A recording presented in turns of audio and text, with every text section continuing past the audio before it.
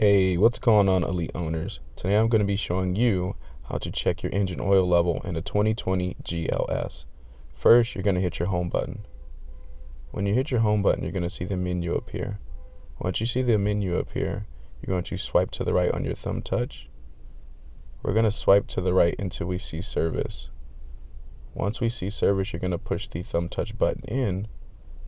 Once inside the service area, we're going to swipe down until we see engine oil level.